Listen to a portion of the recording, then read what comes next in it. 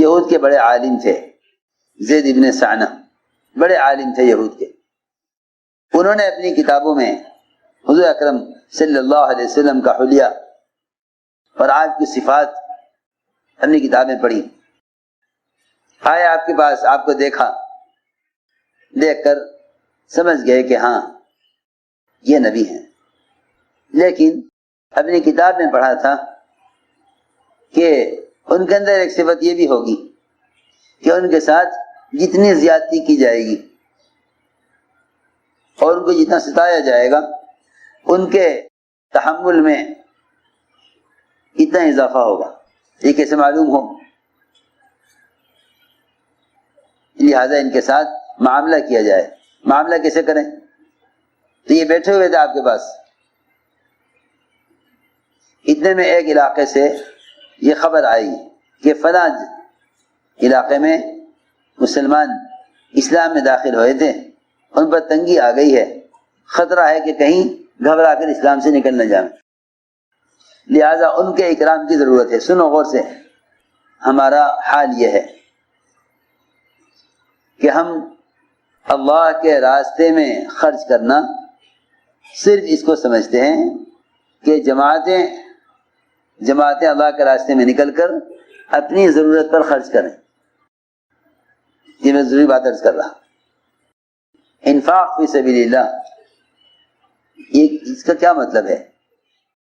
اللہ کے راستے میں پھرنے پر مال خرچ کرنا. غور سے سننا ذرا، اللہ کے راستے میں پھرنے پر مال خرچ کرنا، اس کا کیا مطلب ہے؟ ہم سب کے ذہنوں میں تبلیغ پر اور نقل و حرکت پر مال خرچ کرنے کا تصور یہ ہے کہ جماعت اللہ کے راستے میں نکلے گی، ٹکٹ خریدے گی، کھانا خریدے گی. اگر کسی ایسے ملک میں چلی گئی جہاں مسلم جماعت نہیں ٹھہر سکتی تو ہوٹل میں کمرہ لے کر ٹھہرے گی. لہذا یوں سمجھتے ہیں کہ یہ میرا پیسہ تبلیغ پر خرچ ہو رہا. میری بات دھیان سے سننی پڑے گی بہت. حالانکہ یہ سارا مال جو جماعت نے خرچ کیا ہے، یہ سارا کا سارا اپنی ضروریات پر خرچ کیا ہے. یہ سب اپنی ضروریات پر خرچ کیا ہے. اگر کسی تاجر کا 40 دن کا سفر ہو، کسی صوبے کا، کسی ملک کا، تو کیا وہ کھانا نہیں کھائے گا، ٹکٹ نہیں خریدے گا، ہوٹل میں قیام نہیں کرے گا؟ ہم سب کے ذہنوں میں یہ ہے کہ اللہ کے راستے میں جو ہم خرچ کر رہے ہیں اپنی ذات پر، یہ اسلام پر خرچ ہو رہا. حالانکہ اسلام پر خرچ نہیں ہو رہا، یہ تو اپنی ذاتی ضروریات پر خرچ ہو رہا. اسلام پر خرچ یہ ہے کہ نکلنے کے زمانے میں بھی عام سے عام مسلمان کا اس طرح اکرام کرو کہ وہ اس اکرام سے اسلام کے قریب آ جائے. یہ ہے مال خرچ کرنا اللہ کے راستے میں.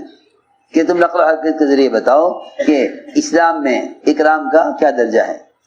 اب خرچ کرتے ہیں نکلنے والی جماعت اپنی ضروریات پر، اور یہ کہتے ہیں کہ یہ ہم نے جماعت پر خرچ کیا. نہیں، اگر تجارتی سفر کرتا تب بھی تو خرچ کرتا. اگر یہ سفر تجارت کے لیے کرتا تب بھی تو اپنی ضروریات پہ خرچ کرتا. یہ غور کرنے کی بات ہے. صحابہ کرام کے اللہ کے راستے میں نکل کر خرچ کرنے کی جو خرچ کرنے کا جو اصل مطلب تھا وہ دوسروں پر خرچ کرنا تھا، ان کو اسلام کی طرف لانے کے لیے.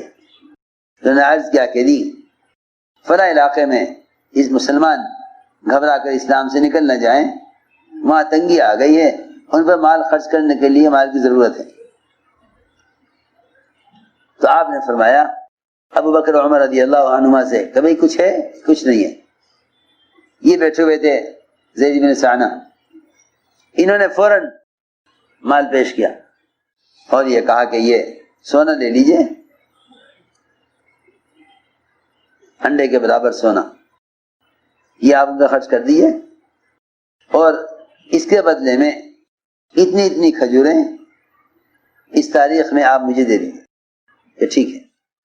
یہ معاملہ کیا صرف اس لیے تاکہ ان کے ساتھ زیادتی کریں، اس سے معلوم ہو کہ یہ نبی ہیں یا نہیں. عجیب قصہ ہے. اس واقعے کے اندر بہت اصول ہیں، اس واقعے کے اندر بہت اصول ہیں۔ پہلی بات تو یہ ہے کہ زیادتی کرنے والوں پر احسان کیا جائے۔ دوسرا اصول یہ ہے کہ حمایت کرنے والوں کو دبایا جائے، حمایت کرنے والوں کو دبایا جائے، زیادتی کرنے والوں کو نوازا جائے۔ کیا اصول ہیں دعوت کے اور کیا مزاج نبوت کا کہ ستانے والوں کو نوازا جائے، ساتھ دینے والوں کو دبایا جائے۔ اس سے امت بنتی ہے۔ اور ہمارا مزاج یہ ہے کہ ساتھ دینے والوں کو نوازا جائے اور ستانے والوں کو نکالا جائے۔ سنو بھائی پریشان کر رہے ہیں انہیں ہٹاؤ، نہیں، بلکہ اذیت دینے والوں کو پر احسان کرو۔ سنو غور سے، تاریخ طے ہو گئی، اس تاریخ میں اتنی کھجوریں آپ ان کو دیں گے۔ چنانچہ حضور اکرم صلی اللہ علیہ وسلم بقیع میں تھے، ابھی اس قرض کی ادائیگی میں 3 دن باقی تھے، قرض کی ادائیگی میں 3 دن باقی تھے۔ 3 دن پہلے اول تو ان کو حق یہ مطالبہ کرنے کا حق نہیں تھا کہ ابھی 3 دن باقی ہیں۔ انہوں نے 3 دن پہلے ہی آپ کا گریبان پکڑ کے آپ کو دیوار کے ساتھ دھکا دیا اور سخت لہجے میں بات کی اور یہ کہا تم قریشی ٹال مٹول کرتے ہو، وقت پر حق ادا نہیں کرتے۔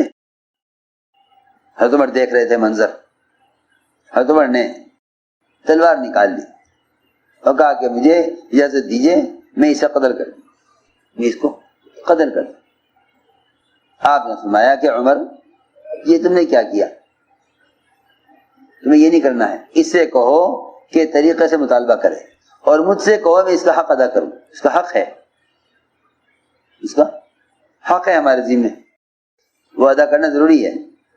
مجھ سے کہو اس کا حق ادا کروں، اس سے کہو کہ مطالبہ طریقے سے کرے۔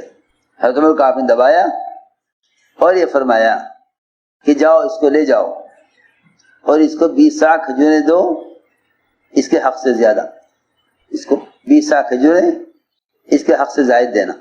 وہاں لے گئے حضرت عمر ان کو، عمر رضی اللہ عنہ ان کو حق دیا اور 20 سا کھجوریں زیادہ دی۔ انہوں نے کہا عمر میرا حق پورا ہو گیا، زائد کیوں دے رہے ہو؟ کہ بھائی زائد اس لیے دے رہا ہوں کہ مجھے حکم ہے اللہ کے رسول صلی اللہ علیہ وسلم کا کہ عمر تم نے ان کو تلوار سے دھمکی دی تھی قتل کی، لہذا تم نے زیادتی کی ہے تو تم ان کو 20 سا کھجوریں زیادہ دینا۔ اپنی زیادتی کا کوئی ذکر نہیں کہ ہمارے ساتھ کیا ہوا، اس کا کوئی ذکر نہیں کہ ہمارے ساتھ کیا ہوا، صرف اس کا فکر کہ ہم نے اس کے ساتھ کیا کیا۔ زید بن ثعلبہ نے فوراً کلمہ پڑھا، اشہد ان لا الہ الا اللہ۔ حضرت عمر نے فرمایا کہ زید تم نے ایک عالم ہوتے ہوئے یہ حرکت کیوں کی اللہ کے نبی کے ساتھ؟ کہنے کہ عمر میں دیکھنا چاہتا تھا کہ واقعی نبی ہیں یا نہیں، اس لیے میں نے عرض کیا کہ صبر و تحمل علامات نبوت میں سے ہے، صبر و تحمل علامات نبوت میں سے ہے، اس لیے اس راستے میں ہر قدم پر ناگواری پیش آئے گی، ہر قدم پر ناگواری پیش آئے گی، کہ ساری اس راستے کی خیریں اس راستے کی ناگواریوں میں ہیں۔ صحابہ ایک فرماتے ہیں کہ ہمیں جتنی بھی خیر ملی اس راستے سے وہ اس راستے کی ناگواریوں میں ملی، ہمیں جو خیر ملی ہے اس راستے میں اس راستے کی ناگواریوں سے، کہ ہمیں جو خیر ملی اس راستے سے اس راستے کی ناگواریوں سے ملی ہے۔ اس لیے دیکھو ہمیشہ یہ بات یاد رکھو کہ لوگوں کے بات نہ ماننے نہ سننے پر لوگوں کی شکایت نہ کرو کہ لوگ سنتے نہیں ہیں، لوگ مانتے نہیں ہیں، سنو تو صحیح۔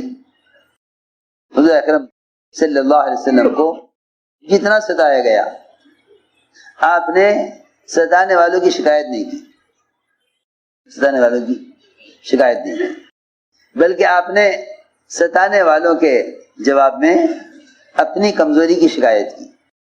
طائف والوں نے جو کچھ کیا آپ نے طائف سے واپسی پر اپنی کمزوری کی شکایت کی اللہ کے سامنے، اشکو الیک ضعف قوتی وقلت حیلتی، اپنے ضعف کی شکایت، اے اللہ میں سمجھا نہیں سکا، میں تدبیر نہ کر سکا، طائف والوں کی شکایت نہیں کی، شکایت اپنی کی۔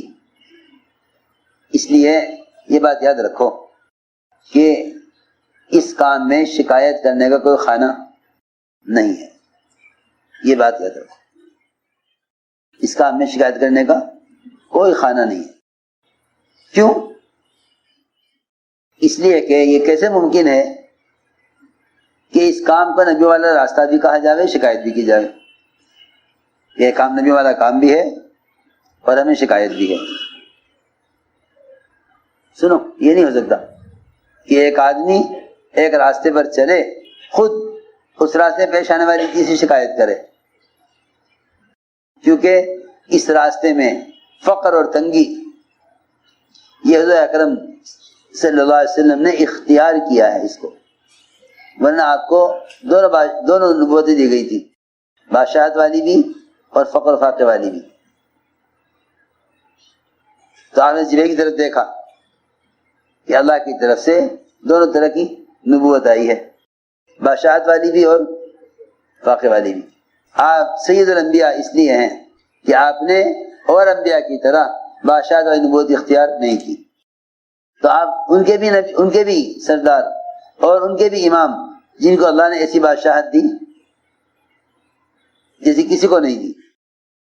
جی ہاں، سنو غور سے، آپ نے تنگی والی نبوت اختیار کی ہے، ورنہ آپ کو بادشاہت والی نبوت مل رہی تھی کہ مکے کے پہاڑ آپ کے ساتھ چلیں سونے چاندی کے بن کر۔ فرمایا نہیں، میں یہ نہیں چاہتا، میں یہ نہیں چاہتا، ایک دن بھوکا رہوں اللہ سے مانگوں، ایک دن کھانے کو مل جاوے تو اللہ کا شکر ادا کروں۔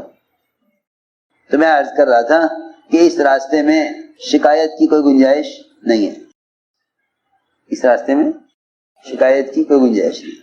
آپ نے فرمایا لا یبلغنی احد من اصحابی عن احد شیئا، کہ میرے پاس کوئی میرے ساتھی کی شکایت نہ لائے۔ میں چاہتا ہوں کہ جب تمہارے سامنے نکلوں تو میرا سینہ سے کی طرف سے صاف ہو۔ اس لیے دوستو عزیزوں، آپس کی اجتماعیت کے لیے بھی ضروری ہے کہ ایک دوسرے کی طرف سے سینہ صاف ہونا چاہیے، یہ ضروری ہے اجتماعیت کے لیے، کیونکہ اگر دلوں میں میل ہے تو آپس کی اجتماعیت نہ ہوگی۔ یہ فرمایا کہ کوئی میرے پاس میرے کی ساتھی شکایت نہ لائے، کہ سینہ صاف ہونا چاہیے حسد سے، کینے سے، کہ سینہ صاف ہونا چاہیے حسد سے، کینے سے۔ تو میں نے عرض کیا کہ اس راستے میں ناگواریاں پیش آئیں گی، ان ناگواریوں کو انبیاء اور صحابہ کے ناگواری میں تلاش کیا کرو کہ یہ بات کس صحابی کو کہاں پیش آئی، یہ بات کس صحابی کو کہاں پیش آئی۔ حیات الصحابہ اس نظر سے پڑھا کرو کہ اس میں ہم سے متعلق کیا ہے، کیونکہ ویسے سے کہا گیا کہ آپ کام کے اصول پر ایک کتاب لکھ دیں۔ فرمایا کہ نمونہ میں نہیں ہوں، نمونہ صحابہ ہیں۔ حیات الصحابہ لکھی اسی لیے ہے تاکہ قدم قدم پر ساتھیوں کو حیات الصحابہ سے انہیں اپنی بات کا جواب مل جاوے، ہر بات کا جواب ملے گا، ہر بات کا جواب ملے گا کہ صحابہ کرام نے کن حالات میں کیا کیا ہے۔ اس لیے میرے دوستو عزیزوں، اپنے آپ کو اللہ کے یہاں قبول کروانا ہے۔ اس قبولیت کا تعلق اس راستے کی ناگواریوں سے ہے، اس راستے کی ناگواریاں یہ بڑی ترقی کا ذریعہ ہیں۔ اس راستے کی ناگواریاں بڑی ترقی کا ذریعہ ہیں، اس راستے کی ناگواریاں بڑی ترقی کا ذریعہ ہیں۔ آدمی بڑی لمبی مسافت طے کر لیتا ہے اس راستے میں اگر ناگواری برداشت کر لے تو بڑی ترقی کرتا ہے اس راستے میں، اور اگر ناگواری برداشت نہ کرے تو اس کا مطلب یہ ہے کہ وہ اس راستے پر چلنا نہیں چاہتا۔ وہ تو موٹی سی بات ہے کہ جو مریض ڈاکٹر کے علاج کے لیے تیار نہ ہو وہ صحت نہ پائے گا۔ اس کے لیے تو آپ کو ہر ناگواری کو برداشت کرنا پڑے گا۔ اس لیے نبوت کے راستے میں بڑی ترقی ہے، کہ ناگواریوں کا برداشت کرنا یہ اس راستے میں آگے بڑھنے کا ذریعہ ہے،